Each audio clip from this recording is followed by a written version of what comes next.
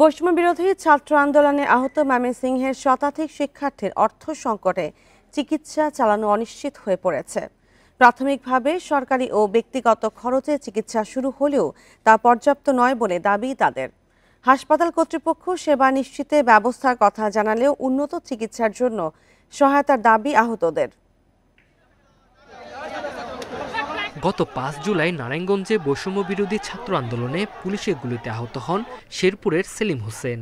চিকিৎসার জন্য Mymensingh medical college হাসপাতালে ভর্তি করে পরিবার। পরে ১ লাখ টাকা ধার করে উন্নত চিকিৎসার জন্য ঢাকায় আনা হলেও খরচ চালাতে না পেরে আবারও ভর্তি করা হয় ময়মনসিংহ মেডিকেলে। কিভাবে আমি কর্মকর্তা, আমার কর্মকর্তা না, তোকে এই টাকা আমি কিভাবে দেবো? সরকারের কাছে এটা আবেদন করতেছি যে আমাদের কোনো আর্থিক সহযোগিতা করা যায়, আমাদের সব ব্যবস্থা করে।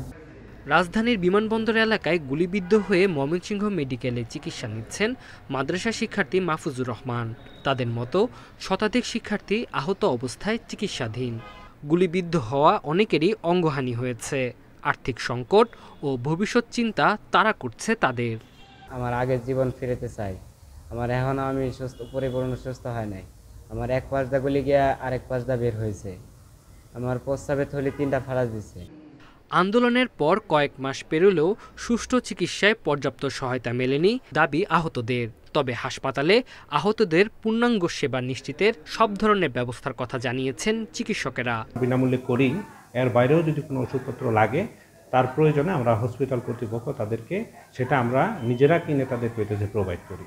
এবং কোনো রোগীর যদি কোনো প্রয়োজনে ঢাকায় যাওয়া লাগে তো সেটাও আমরা বিনামূল্যে অ্যাম্বুলেন্সের ব্যবস্থা করেছি।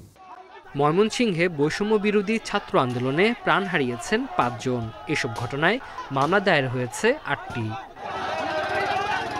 Independent news.